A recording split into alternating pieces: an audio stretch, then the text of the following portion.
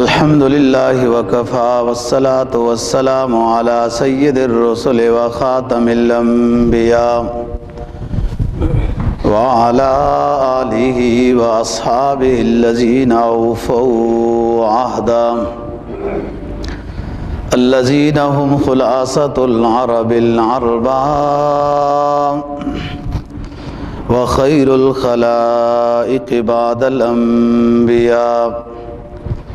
ما بعد فأعوذ بالله من الشيطان الرجيم. بسم الله الرحمن الرحيم.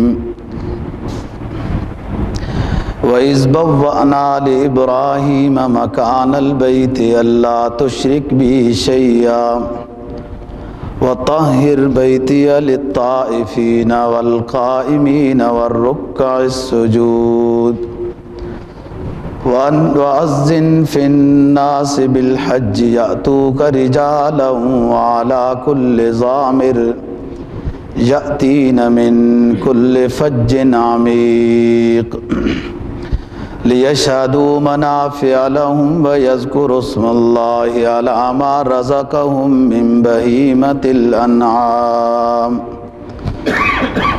فَكُلُوا مِنْهَا وَأَطْعِمُوا الْبَائِسَ الْفَقِيرَ ثُمَّ لْيَقْضُوا تَفَثَهُمْ وَلْيُوفُوا نُذُورَهُمْ وَلْيَطَّوَّفُوا بِالْبَيْتِ الْعَتِيقِ. قال النبي صلى الله عليه وسلم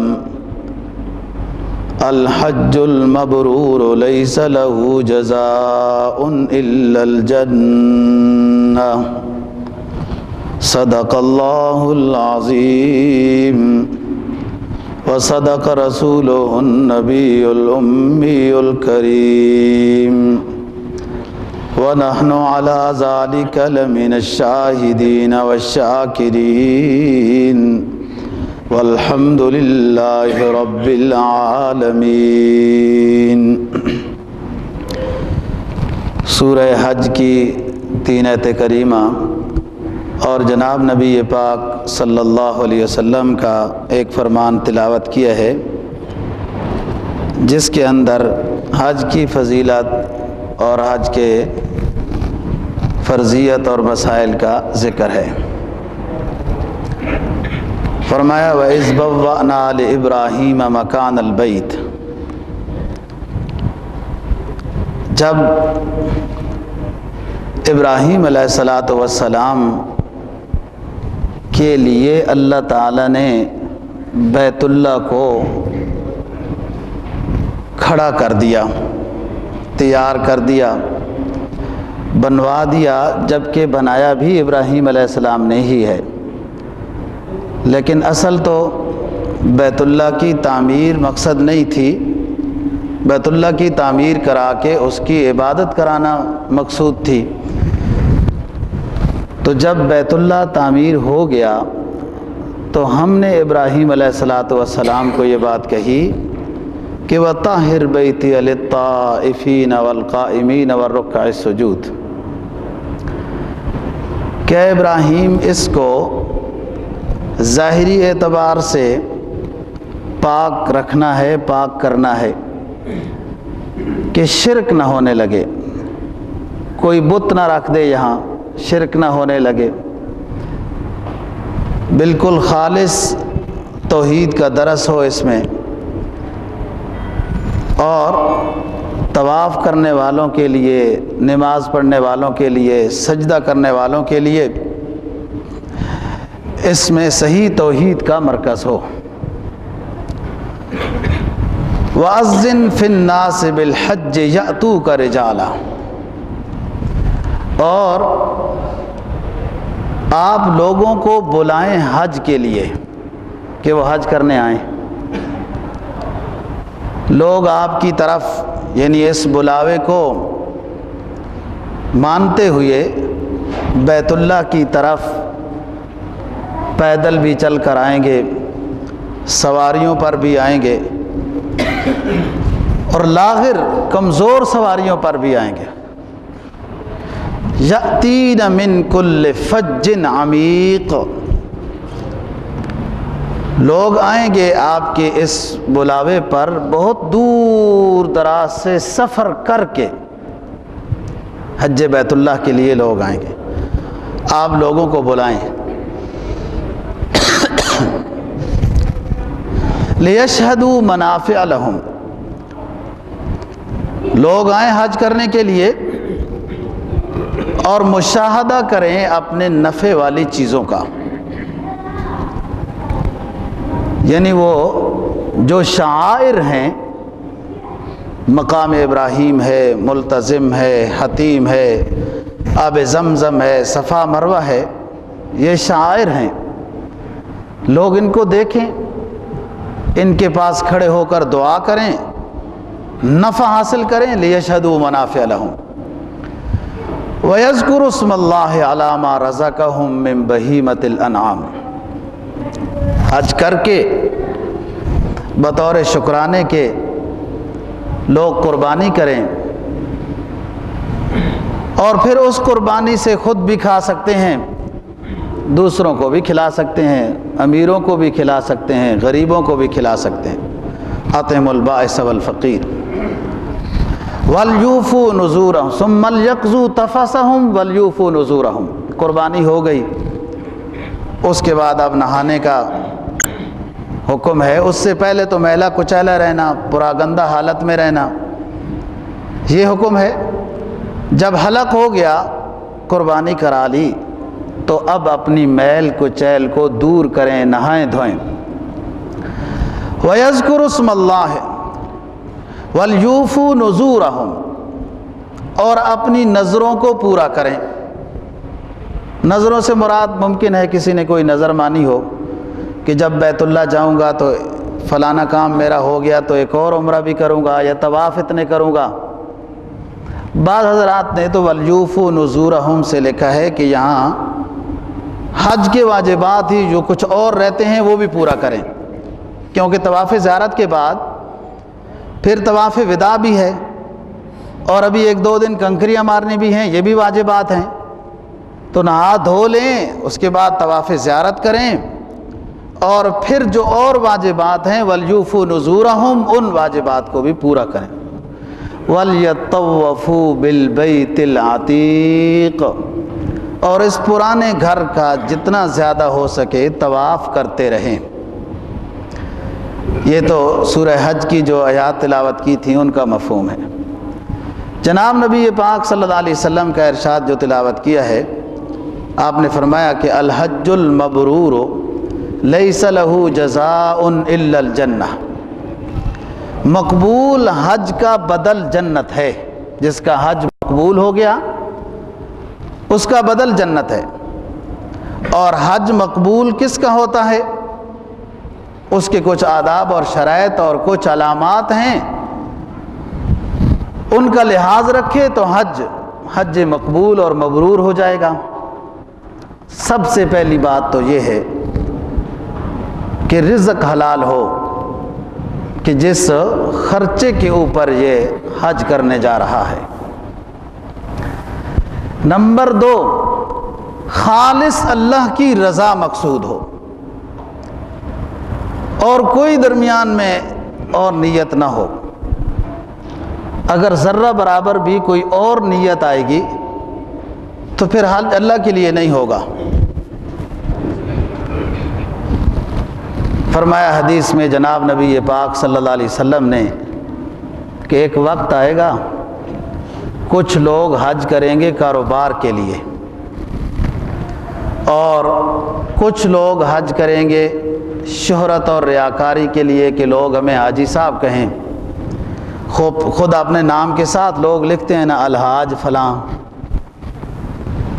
ریاکاری ہے یہ۔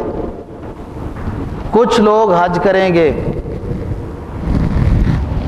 کہ وہاں سے کچھ منافع والی چیزیں حاصل کر لیں، کچھ حج کریں گے وہاں جا کر بھیک مانگیں گے، یہ بھی آپ دیکھتے ہیں۔ فرمایا کچھ حج لوگ ایسے کریں گے جو خالص اللہ کی رضا کے لیے ہوگا۔ نہ کاروبار مقصد ہو، نہ شہرت اور ریاکاری مقصد ہو، نہ وہاں جا کر بھیک مانگنا مقصد ہو، صرف اللہ کی رضا کی خاطر حج ہو تو یہ حج مبرور ہے۔ یہ دوسری شرط ہے۔ پہلی شرط ہے کہ رزق حلال ہو، دوسری شرط ہے خالص اللہ کی رضا ہو۔ ہاں وہاں کوئی ضرورت پیش آ گئی، چیز خرید بھی سکتا ہے، سفر کی نیت کاروبار نہ ہو۔ کوئی چیز ایسی زائد ہے اس کو بیچ بھی سکتا ہے۔ آپ صلی اللہ علیہ وسلم سے ایسے مسائل پوچھے گئے، آپ نے اجازت دی۔ اور جب خالص اللہ کی رضا کے لیے حج ہو تو اس میں فلا رفث ولا فسوق ولا جدال فی الحج، ان تین کاموں سے بچے۔ نہ کوئی غلط بات کہے کسی کو، نہ غلط نظر سے دیکھے کسی کو، نہ لڑائی جھگڑا کرے۔ اور اگر کہیں کوئی غلطی کسی سے ہو جائے، اس کو دھکا مکہ لگ جائے، صبر کرے اور معاف کرے۔ ان تین چیزوں سے حج میں منع کیا گیا ہے، گالی گلوچ سے، بد نظری بد خیالی سے اور لڑائی جھگڑا۔ فلا رفث ولا فسوق ولا جدال، یہی تین چیزیں کہ ان کا وقوع ممکن ہے۔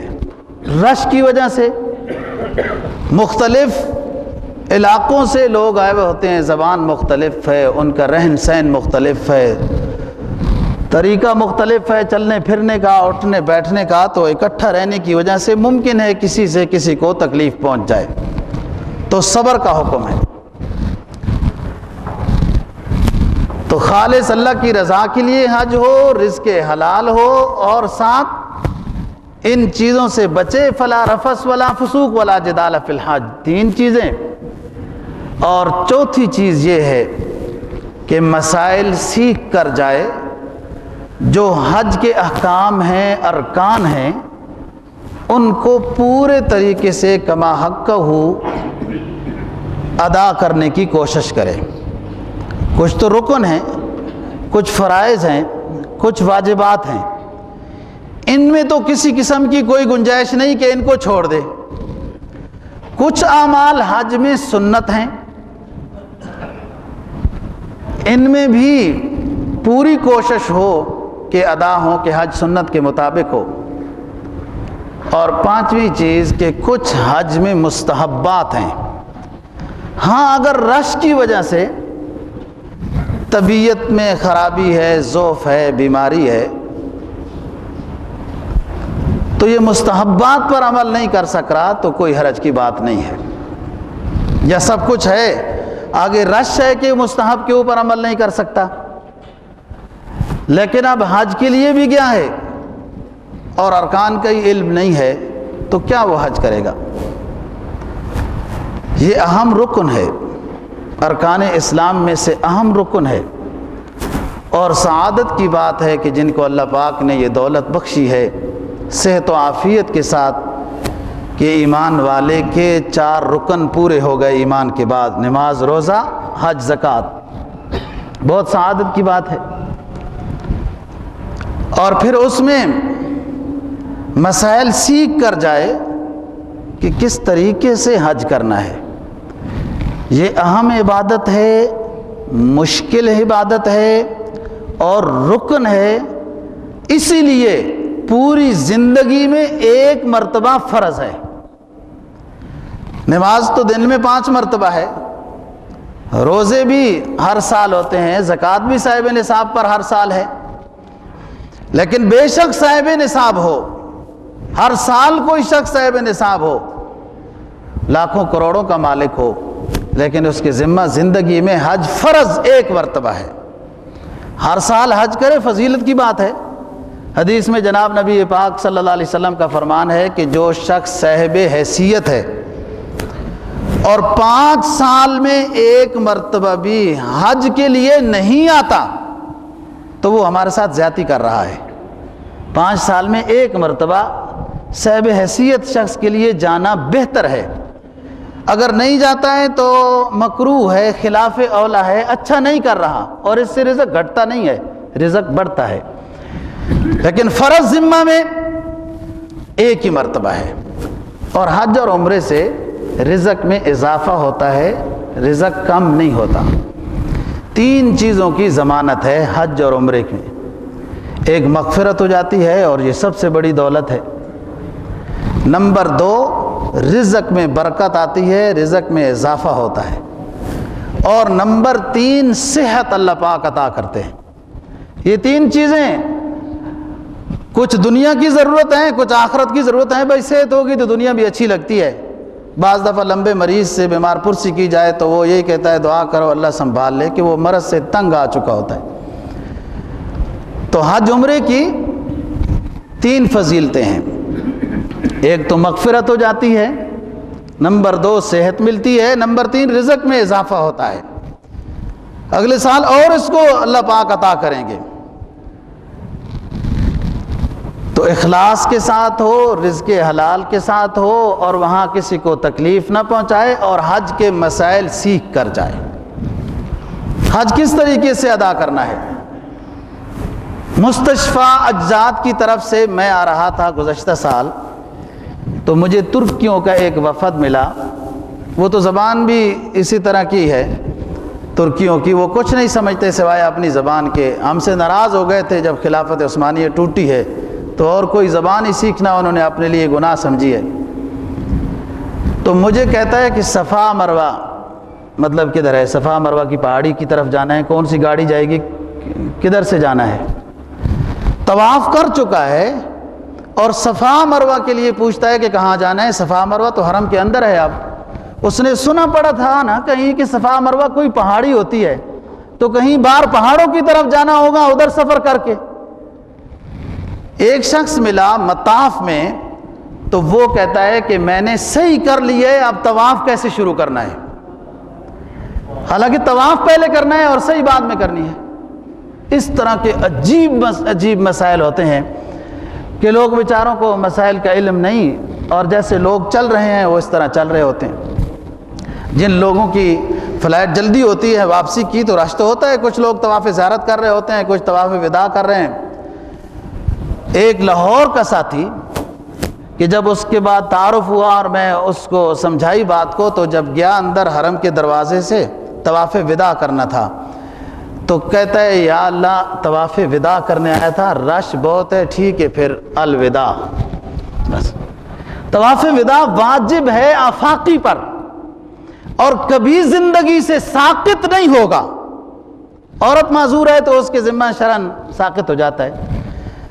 بہرحال یہ تو اتفاق کی بات ہے کہ میں بھی اس کے ساتھ کہیں پیچھے جا رہا تھا، میں اس کو پھر کہا سائڈ میں ہو جاؤ، آپ سے بات چیت کرتے ہیں۔ وہ کوئی ڈاکٹر تھا کچھ اس طریقے سے۔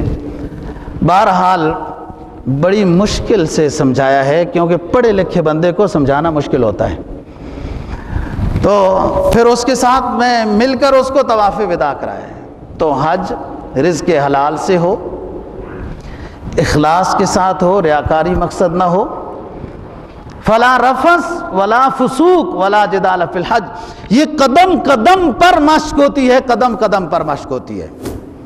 حاجی بھی بے آرام ہو چکا ہوتا ہے، تھکا ہوا ہوتا ہے، اور جب نہ مطلب کی رہائش ملے، نہ مطلب کا کھانا ملے، نہ آرام ہو، اور پھر ہر جگہ انکوائری کے لیے حاجی صاحب کو ہی لائن کے اوپر لگایا جائے۔ اس نے اپنا بیگ بھی سنبھالنا ہے، احرام بھی سنبھالنا ہے، اپنا ویزا بھی سنبھالنا ہے، اور کچھ چیزیں گر رہی ہیں، کچھ یہ خود نیند سے گر رہا ہے، اور ادھر اس کے اوپر سختی بھی ہو رہی ہے کہ لائن پر لگو چیک کراؤ۔ حاجی صاحب کو غصہ ضرور آ جاتا ہے، اس حاجی کو نہیں آئے گا، کسی اور حاجی صاحب کو آ جائے گا۔ اس لیے فرمایا فلا رفث ولا فسوق ولا جدال فی الحج۔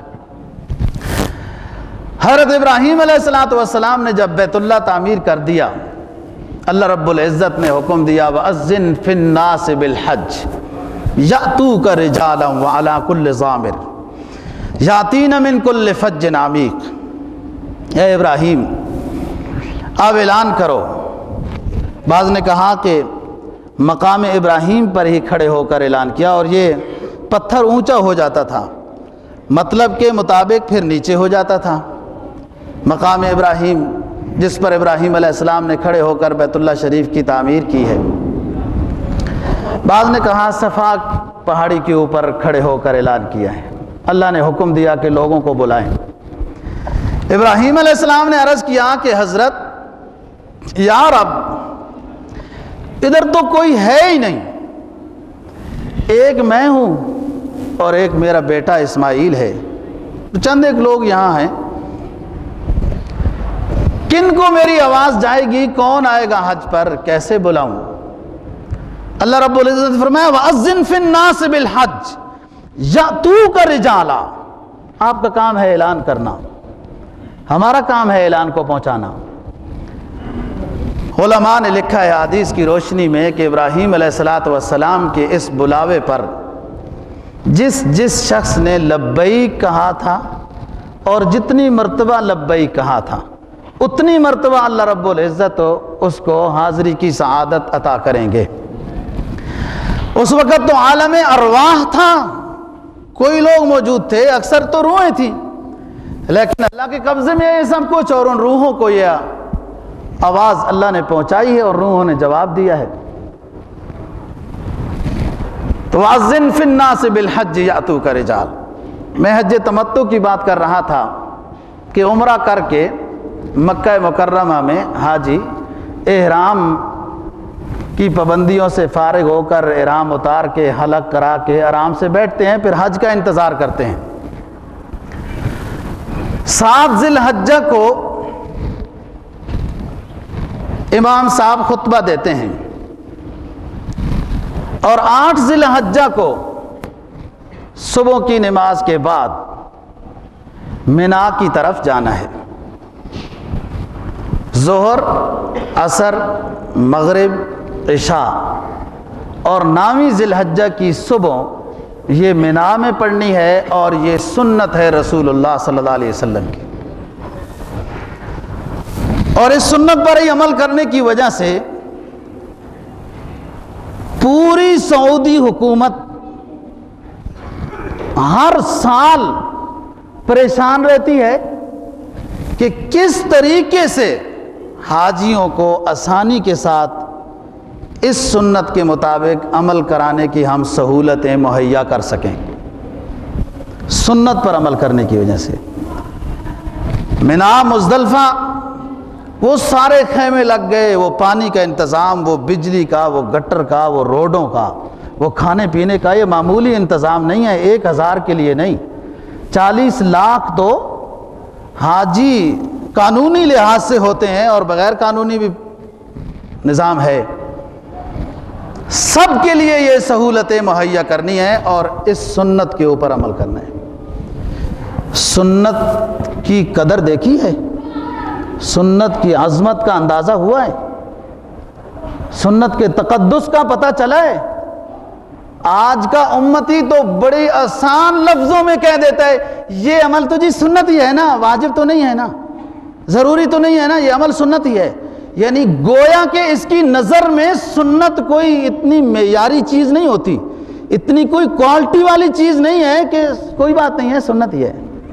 دیکھو یہ درجات ہیں، یہ مطلب نہیں ہے کہ سنت کی کوئی حیثیت نہیں، اعوذ باللہ، اس سے تو کفر ہو جائے گا۔ اس کا مقام اور تقدس اور عظمت اپنی جگہ پر ہے، لیکن فرق کیا ہے نا، ایک آرڈر ہے اللہ رب العزت کا اور ایک ادا ہے نبی پاک صلی اللہ علیہ وسلم کی، تو یہ خالق اور مخلوق میں فرق ہے، سنت کا تقدس تو اپنا ہے۔ اس سنت پر عمل کرنے کی وجہ سے یہ سارا نظام ہے۔ ادھر ایک نماز کا ثواب کم از کم 1 لاکھ میں ہے، اور حرم ہے، بیت اللہ کو دیکھنا ثواب ہے۔ اب حکم یہ ہے کہ نبی کی اس ادا کے اوپر عمل کرنا ہے۔ یہ حج کی سنتوں میں سے نبی کی سنت ہے، حج کی سنتوں میں سے، اور آپ حج کرنے آئے ہیں، لہذا سارے حاجی منا کی طرف، پورا مکہ مکرمہ اور حرم خالی ہو جاتا ہے۔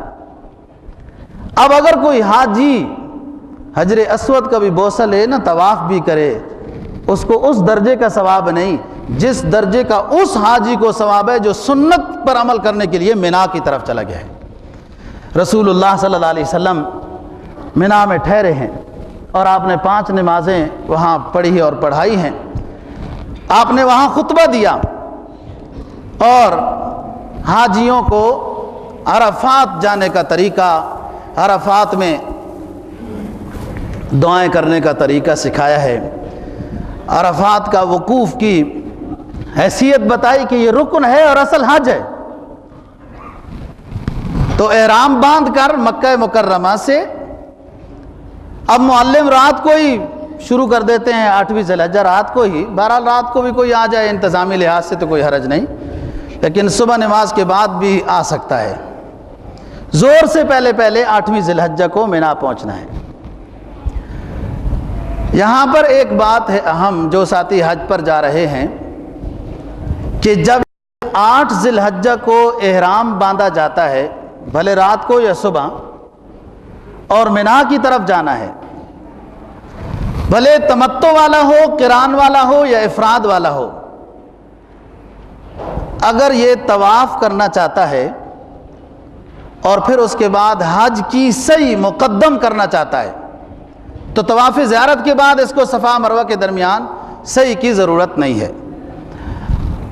علماء لکھتے ہیں کہ اب چونکہ رش بہت زیادہ ہوتا ہے، اس لیے حج کی سعی 8 ذی الحجہ کو ہی کر لینی چاہیے، کہ ابھی کسی حد تک نیچے چلنے کی گنجائش تو ہوگی، لیکن طواف زیارت کے بعد تینوں منزلوں میں چلنے کی گنجائش بھی نہیں ہوتی، اتنا رش ہوتا ہے۔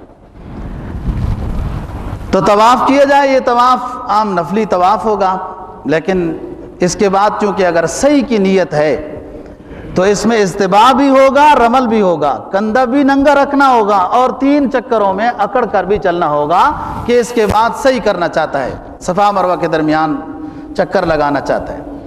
اگر یہ حج کی صحیح ابھی کر لیتا ہے تو طواف زیارت کے بعد اس کے ذمہ یہ صحیح ساقط ہو جاتی ہے۔ بہرحال اپنے مولوی صاحب سے، اپنے علاقے سے مسائل سیکھ کر جانا چاہیے۔ لوگوں کو مسائل کا علم نہیں ہوتا اور عجیب و غریب قسم کی بحث مباحثہ وہاں کرتے رہتے ہیں اور اسی میں وقت ضائع کرتے ہیں۔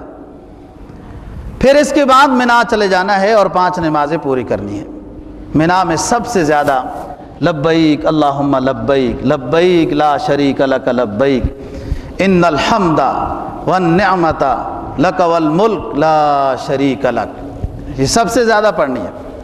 جب احرام باندھے گا 2 نفل پڑھے گا، نیت کرے گا حج کی، ساتھ تلبیہ بھی پڑھے گا، پھر طواف کر کے صحیح کر کے، بس یہی اس کا وظیفہ ہے۔ لوگ اپنے بیگ سنبھالنے میں، بس کی سیٹ پکڑنے میں، خیمے میں جگہ پکڑنے میں، بس انہی مہمات میں لگے رہتے ہیں اور لبیک بھول چکے ہوتے ہیں۔ حاجی کا وظیفہ تو اصل یہ ہے۔ حاجی کے 2 کام ہیں دوستو جو اللہ کو سب سے زیادہ پسند ہے، کہ ایک جتنا زیادہ یہ طواف کر سکتا ہے طواف کرے۔ کیوں؟ نفل، اشراق، تلاوت، تہجد، یہ تمام کام ایسے ہیں جو یہاں ہو سکتے ہیں۔ بے شک ان کا ثواب وہاں زیادہ ہے، ادھر کم ہو، لیکن کسی درجے میں ہو تو سکتے ہیں نا۔ اور طواف ایسا ثواب کا کام ہے جو یہاں کسی درجے میں نہیں ہو سکتا۔ اور یہی بات لبیک کی ہے کہ احرام باندھنا، عمرے یا حج کی نیت کرنا، یہ یہاں تو نہیں ہو سکتا، یہ ادھر کے ساتھ ہی متعلق ہے۔ تو زیادہ سے زیادہ وظیفہ حاجی صاحب کے ذمہ جو ہے وہ لبیک اللہم لبیک۔ حدیث میں آتا ہے کہ جب حاجی صاحب احرام باندھ کر یہ لبیک پڑھتا ہے، اس کے ساتھ تمام مخلوق، جو جمادات ہوں، اشجار ہوں، کوئی بھی مخلوق ہے، وہ سب حاجی کے ساتھ لبیک اللہم لبیک میں شریک ہو جاتی ہے۔ پوری فضا نورانی بن جاتی ہے۔ مینا میں سب سے زیادہ لبیک اللہم لبیک ہر نماز کے ساتھ۔ مینا میں حاجی صاحبان جہاں لڑائی پہ وہ لڑائی کرتے ہیں، جگہ پہ، کھانے پہ، باتھ روم پہ، سیٹ پہ، وہاں حاجی صاحبان کی ایک اور لڑائی بھی ہوتی ہے۔ 2 ٹولے بن جاتے ہیں حاجیوں کے۔ ایک ٹولہ کہتا ہے 2 رکعت پڑھنی ہے، دوسرا ٹولہ کہتا ہے 4 رکعت نماز پڑھنی ہے، اور اس میں باس مباحثہ کرتے رہتے ہیں۔ بات یہ ہے کہ رسول اللہ صلی اللہ علیہ وسلم نے مینا میں جو اول ٹھہرے ہیں یا بعد میں، ہر 4 رکعتیں فرض، 2 فرض آپ نے پڑھائے ہیں۔ جناب نبی پاک صلی اللہ علیہ وسلم کا قیام حج کا، مکمل قیام حج کا وہ 14 دن کا ہے، تو آپ کا سارا سفر ہی یہ مسافری میں تھا۔ حضرت عثمان غنی رضی اللہ تعالیٰ عنہ کا دور خلافت آیا، آپ نے اپنا ایک مکان بھی مکہ مکرمہ میں بنا لیا تھا، تو حج کا خطبہ اس وقت کے لحاظ سے بادشاہ ہی دیتے تھے، بادشاہ مسلمانوں کے ساتھ حج کرتے تھے، مسائل بھی بتاتے تھے، نمازیں بھی پڑھاتے تھے، خطبہ بھی دیتے تھے، مسلمانوں کے بادشاہ تھے نا۔ تو حضرت عثمان غنی رضی اللہ تعالیٰ عنہ 4 فرض پڑھاتے تھے منا میں۔ صحابہ نے اشکال کیا کہ حضرت آپ صلی اللہ علیہ وسلم منا میں 2 پڑھاتے تھے، آپ نے 4 پڑھائی ہیں، تو فرمایا کہ جناب نبی پاک صلی اللہ علیہ وسلم حج کے سفر میں مسافر تھے اور میں بھی ساتھ تھا، میں اب مسافر نہیں ہوں، میرا مکہ میں گھر ہے اور میرا 15 دن سے زیادہ قیام کا ارادہ ہے، تو میں مقیم ہوں، لہذا آپ لوگ مقیم امام کے پیچھے نماز پڑھ رہے ہو تو پوری نماز پڑھنی ہے۔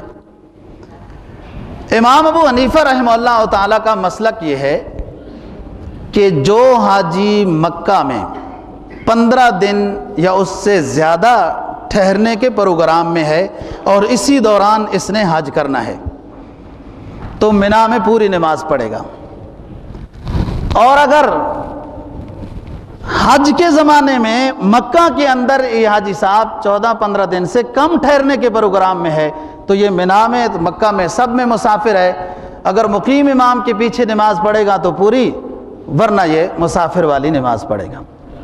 یہ تطبیق ہے۔ بات یہ ہے کہ جس حاجی صاحب کی طبیعت کا میلان جیسے ہے، یہ کوئی ایسا مسئلہ نہیں کہ اس کے اوپر منا میں جا کر لڑائی کرنی چاہیے۔ حنابلہ کا مسلک یہ ہے، جو وہاں پر اس وقت مسلک رائج ہے اور جس مسلک کے پیروکار ائمہ حرمین ہیں، وہ امام احمد بن حنبل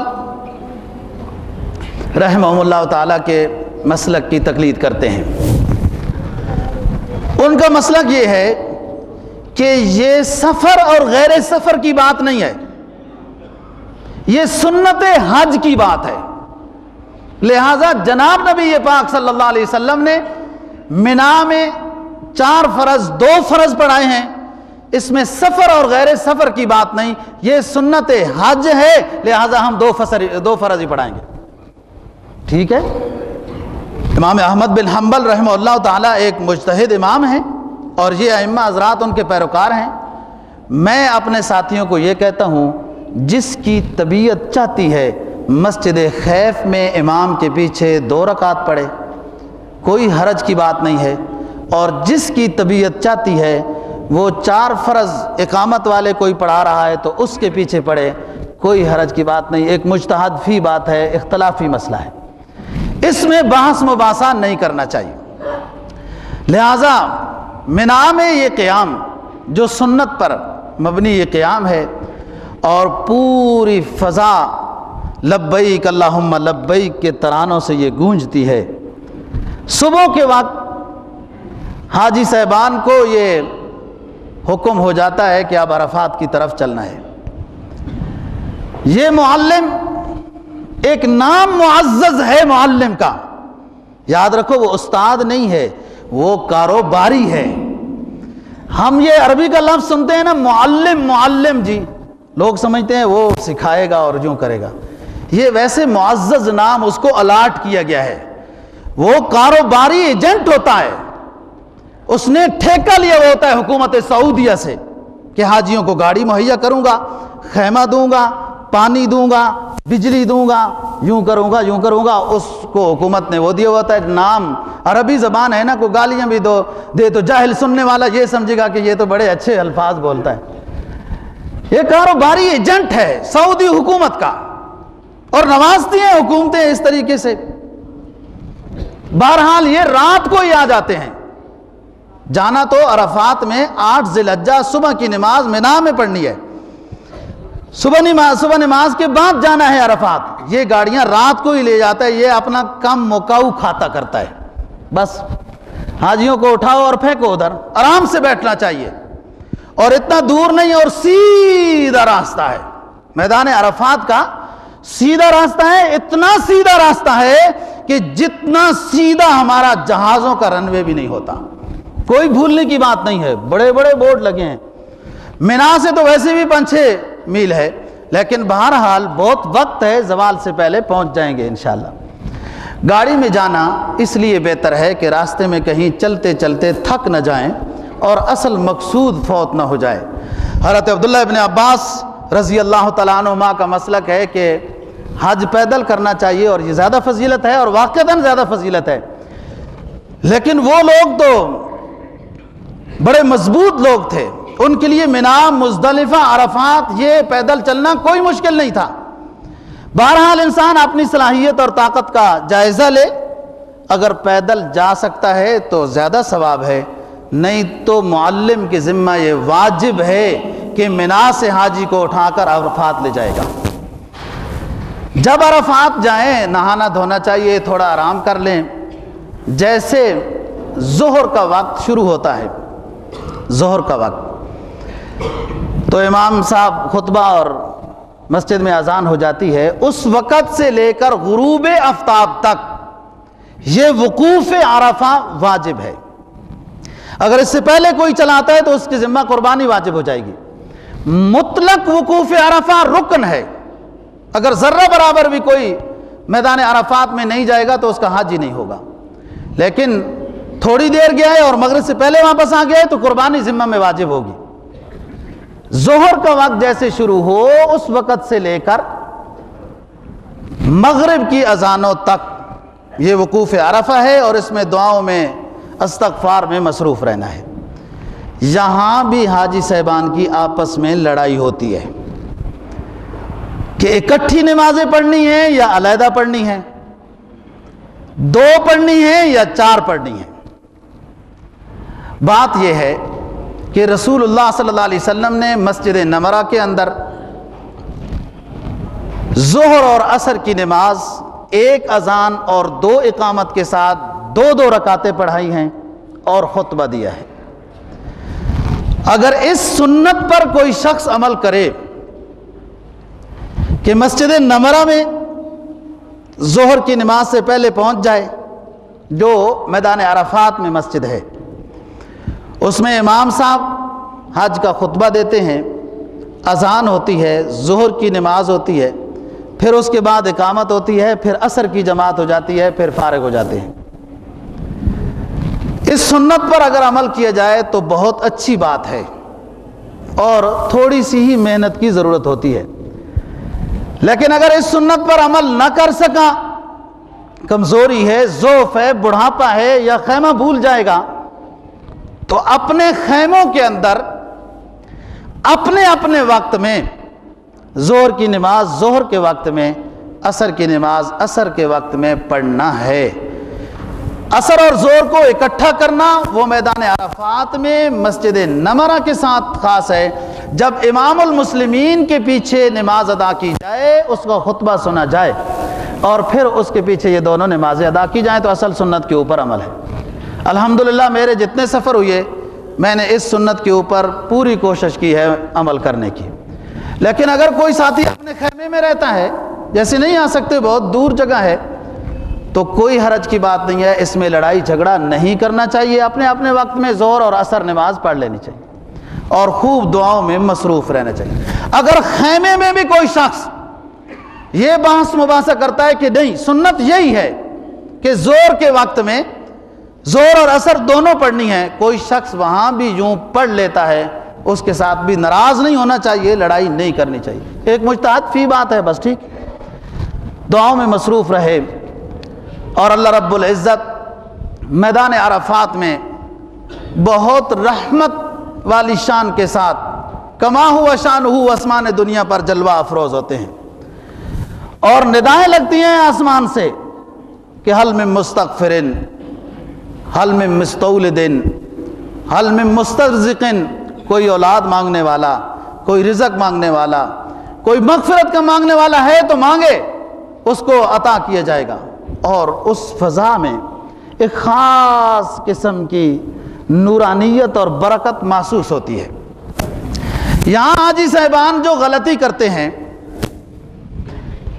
کہ اپنی بسوں میں جگہ رکھنے کے لیے عصر کے بعد ہی شروع ہو جاتے ہیں، اور بعض دفعہ بسیں حدود عرفہ سے باہر کھڑی ہوتی ہیں اور یہ بسوں میں آ کر ہی بیٹھ جاتے ہیں کہ پھر بعد میں تو جگہ نہیں ملے گی اور ان کے ذمہ دم واجب ہو جاتا ہے۔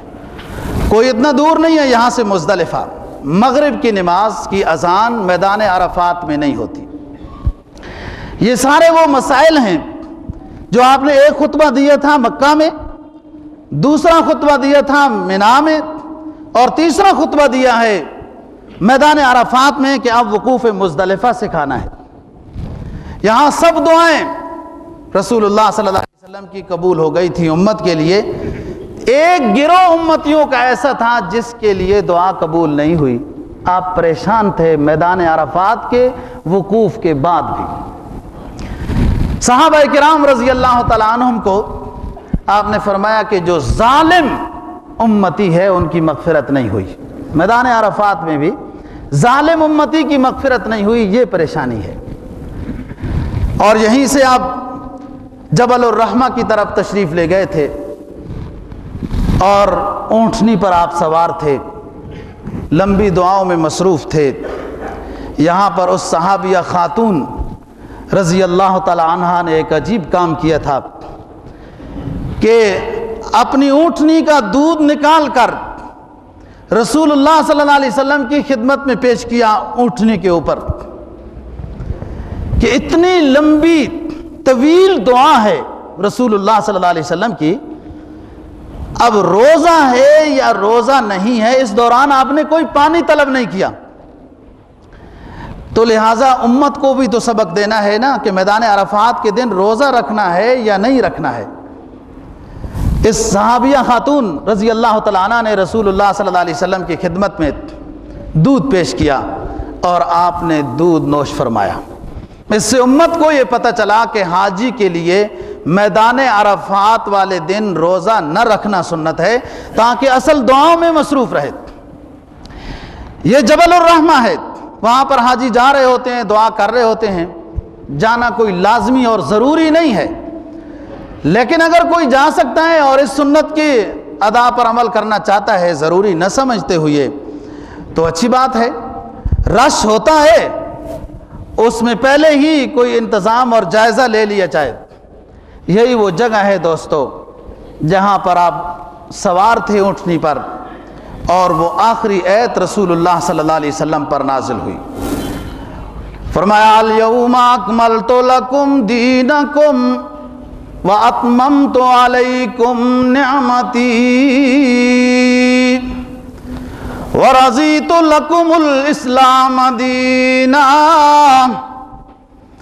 الیوم اکملت لکم دینکم واتممت علیکم نعمتی ورضیت لکم الاسلام دینا۔ میدان عرفات میں جبل الرحمہ کے قریب اونٹنی پر رحمت للعالمین سوار ہیں۔ اللہ کی طرف سے جبرائیل کا نزول ہوا اور یہ آخری آیت اس اسلامی شریعت کی قرآن مجید کی لے کر وہ اترے۔ اے نبی، آپ کی دنیا میں بعثت کا مقصد یہ تھا کہ تکمیل دین ہو جائے اور ارکان اسلام مکمل ہو جائیں۔ نماز کی بھی تکمیل ہو گئی، روزے کے مسائل بھی امتیوں کو یاد ہو گئے، زکوٰۃ کے مسائل بھی یاد ہو گئے، جہاد بھی صحابہ کرام رضی اللہ تعالی عنہم نے کر لیے۔ ایک رکن اہم اسلامی باقی تھا، اے ہمارے محبوب، آج اس رکن کی بھی تکمیل ہو رہی ہے میدان عرفات میں۔ جب یہ آیت نازل ہوئی، جبل الرحمہ پر ہاتھوں کو بلند کرتے ہوئے اللہ کے رسول صلی اللہ علیہ وسلم نے صحابہ کرام رضی اللہ تعالیٰ عنہم کو فرمایا کہ اپنے بابا آدم کی دعا کو بھی پڑھ لو۔ جب حضرت آدم علیہ السلام سے جنت میں خطا ہوئی، اللہ نے یہ آرڈر بھیجا کہ اہبطو، اب اتر جاؤ آدم، دنیا میں رہنا ہوگا، چند زمانے میں بسیرا ہوگا، یہ آبادی پھیلے گی۔ اب اللہ رب العزت نے اس شجرہ کو کھانے کی جرم میں غلطی تو معاف کر دی، لیکن انسانیت کو پھیلانے کے لیے آدم اور اس کی بیوی کو دنیا میں بھیج دیا۔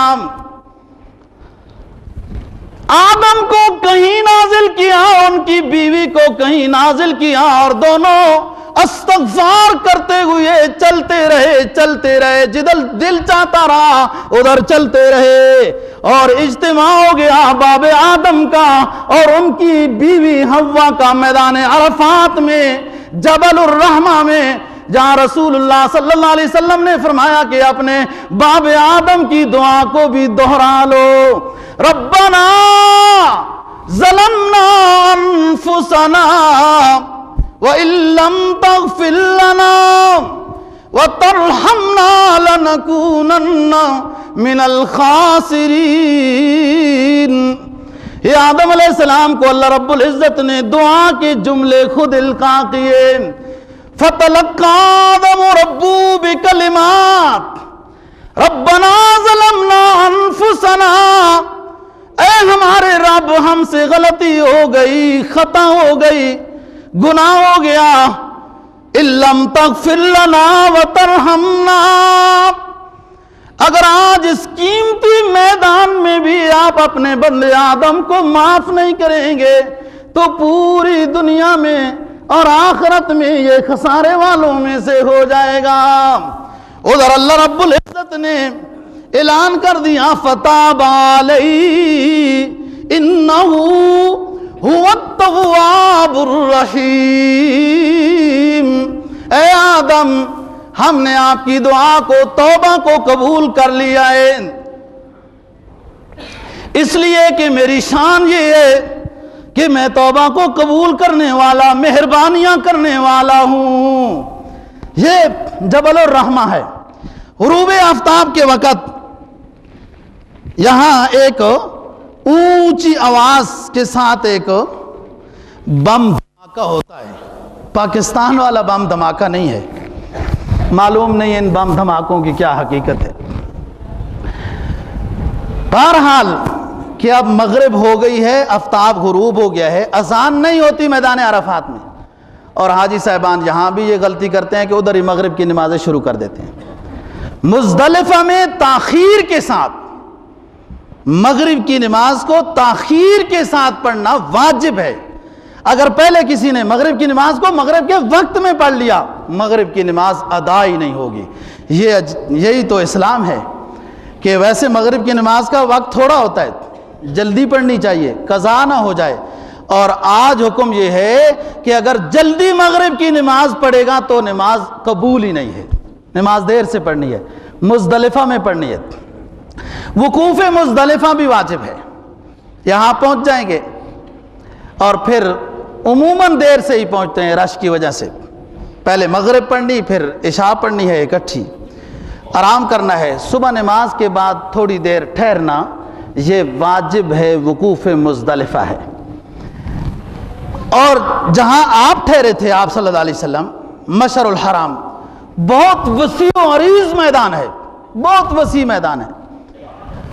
حاجی صاحبان ویسے ہی راستے کو پکڑ کر راستہ تنگ کر دیتے ہیں، جب عرفات سے واپس آتے ہیں تو وہ مشعر الحرام تک پہنچتے ہی نہیں ہیں، بس راستے میں ہی پڑاؤ ڈال دیتے ہیں اور پھر گزرنے والوں کو آنکھیں نکالتے ہیں۔ تو میں ان کو کہتا ہوں یہ عرفات کا نقد آپ مطلب سمجھ چکے ہو، نقد مطلب عرفات کے میدان سے واپس آئے ہو، راستے میں پڑاؤ ڈال کر تنگ کر دیتے ہیں حاجیوں کا راستہ۔ بہرحال مشعر الحرام کے قریب بہت وسیع و عریض قسم کا میدان ہے اور ادھر ٹھہرنا چاہیے۔ وہ ٹیلہ بھی ادھر موجود ہے اب تک، جس پہ کھڑے ہو کر رسول اللہ صلی اللہ علیہ وسلم نے وقوف مزدلفہ کیا اور پھر مسکرائے۔ صحابہ نے عرض کیا حضرت یہ مسکراہٹ کا مطلب سمجھ میں نہیں آیا۔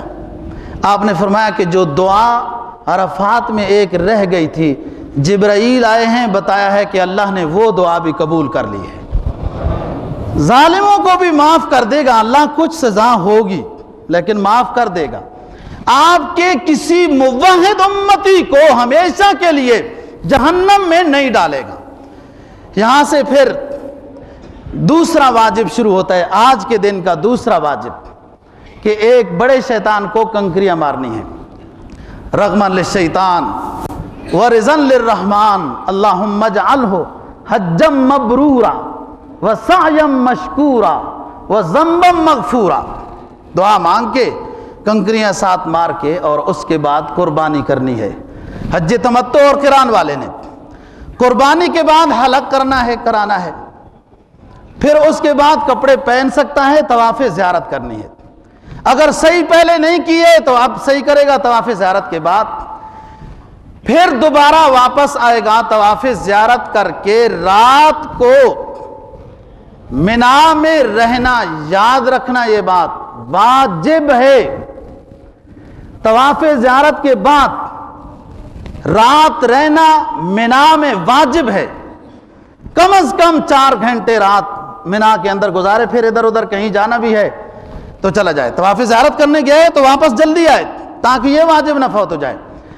11ویں ذی الحجہ کو ظہر کے بعد پھر تینوں کو کنکریاں مارنی ہے، منا میں ٹھہرنا واجب ہے۔ 12ویں ذی الحجہ کو پھر ظہر کے بعد تینوں کو کنکریاں مارنی ہے اور پھر واپس مکہ آ سکتا ہے اگر رہنا چاہے، اور رات وہاں رہ گیا اور صبح کے قریب ہو گئی کہ وہیں پر ہے، صبح صادق اس کو منا میں ہو گئی، تو اب مکہ کی طرف آنا جائز نہیں ہے۔ اب 13ویں ذی الحجہ کی کنکریاں اس کے ذمہ مارنا واجب ہو گئی ہیں۔ اب آئے گا تو دم دینا پڑے گا۔ اگر رات کو آ جاتا ہے کراہت ہے لیکن دم نہیں ہے، رات کو منا میں ٹھہر گیا 12ویں اور 13ویں ذی الحجہ کے درمیان والی رات، اور صبح صادق وہیں ہو گئی منا میں، اب منا سے آنا جائز نہیں ہے۔ 13ویں ذی الحجہ ظہر کے بعد کنکریاں مارنا واجب ہے، وہ کنکریاں مار کے پھر اس کے بعد آئے گا۔ یہ حج اس کا ہو گیا ہے، اور بس انہی دنوں میں توبہ اور استغفار میں اپنے حج کی قبولیت میں مصروف رہے، کہ یہی وہ چیز ہے جو ہماری کمزور ہے، وہ ایمان ہے، وہ تقوی ہے، وہ طہارت ہے، وہ اعمال صالحہ کی پونجی ہے، جس کی وجہ سے مومن کمزور ہے۔ مومن کمزور کوٹھی نہ ہو تو نہیں ہوتا، پیسے زیادہ نہ ہو تو کمزور نہیں ہوتا، ملک بڑا نہ ہو تو کمزور نہیں ہوتا۔ مومن کمزور ہوتا ہے جب اس کے پاس ایمان کمزور ہو، اعمال صالحہ کی پونجی نہ ہو، تقوی اور طہارت نہ ہو۔ اقبال کہتا ہے نا، سبب کچھ اور ہے جسے خود تو سمجھتا ہے، سبب کچھ اور ہے جسے خود تو سمجھتا ہے، بندہ مومن کا زوال بے زری سے نہیں، بندہ مومن پر زوال سیم و زر کی کمی کی وجہ سے نہیں ہوتا، اندر کی پونجی کی کمی کی وجہ سے مومن پر زوال آتا ہے۔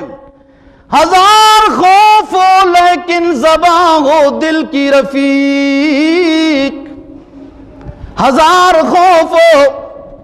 امریکہ والے کچھ نعرہ لگاتے رہیں، کچھ یورپ والے بھی، کچھ ہندوستان والے، کہ یہ مسلمان جہاد کا نعرہ نہ لیں، جہاد کا نام نہ لیں، اور یہ مسلم جہاد کا نام لیتے جا رہے ہیں۔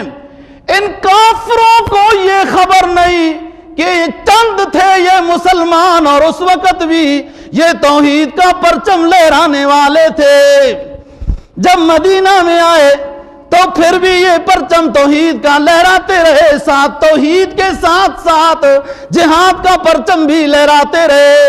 انہیں دنیا کے بم نہیں روک سکتے توحید کا پرچم بلند کرنے سے، انہیں دنیا کے کفار نہیں روک سکتے جہاد کا پرچم بلند کرنے سے۔